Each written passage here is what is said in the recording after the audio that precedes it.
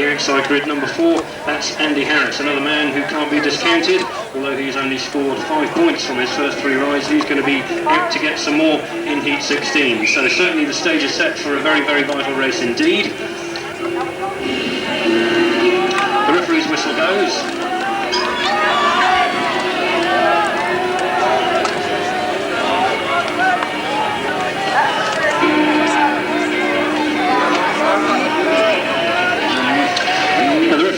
Obviously asked me that this is a very vital race in the proceedings, and he's asked me to remind you that again we ask your cooperation, particularly at the start of this race, in order that we can have your cooperation in keeping as quiet as possible. Now again, I don't need to remind you of the need for complete silence whilst the riders are under starters' orders. Once the tapes go up, that's the time for you to give them your encouragement. Until then, we'd like you to remain silent, please, and allow the riders to get maximum concentration on the start, in order that this very important race can be got away. So we're about to prepare for this race. Let me remind you of the facts. Martin Hepworth is just 1 point ahead of Norman Venson, who is on the inside grid, and Alan Miller not all that far behind. He's scored quite a number of points, and he's just thrown in for good measure on grid 2 with Andy Harris on the outside. And it's Alan Miller, in fact, who makes a very super start round the outside of Norman Venson, but comes down and brings with him all the other riders. Well, ladies and gentlemen, look at that, all 4 down in a heap, and indeed a very, very vital race comes to an abrupt end again, with an almighty heap of riders and bikes on the first bend, but nonetheless, still no harm done. These men of Cycle Speedway are made of strong stuff, and indeed, I think, although no harm's done to Martin Hepworth, it looks as though his bike may need a quick twist, and the handlebar's obviously fairly badly twisted there, but that's put to rights very quickly, and a restart ordered with 4 riders.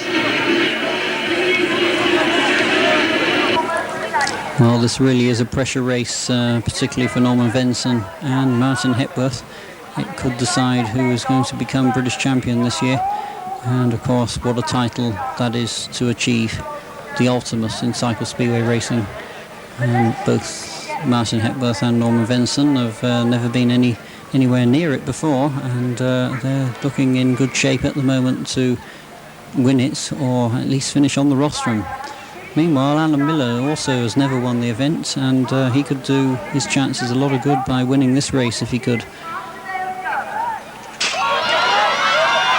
And again, Alan Miller's tried to make the start, and this time he's forced the gap that Martin Hepworth has slotted into nicely, and he says thank you very much as he goes storming off now ahead of Alan Miller. And Martin Hepworth, who slips his bike a little bit there twice on that one bend, and Alan Miller meanwhile has made some ground on him, and he's come up the inside as he but slips at the vital stage of trying to pass Martin Hepworth. And now Martin Hepworth, if he can get these 4 points in the bag, must surely rank himself as the champion. And what a good ride that was from Norman Venson.